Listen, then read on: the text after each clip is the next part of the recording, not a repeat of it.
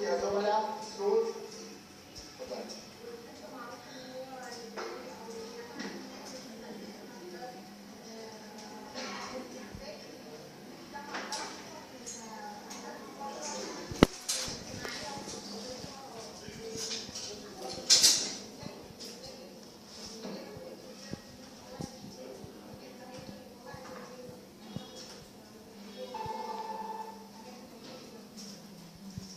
توجهات يساريه، انا الحقيقه يعني بقول للناس بالي انا بدات ما اعرفش يعني ايه توجهات يساريه، انا لانه مر زمن كبير جدا على التسميات دي وبالتالي بدات تفقد بعض معانيها وبدات تكتسب معاني.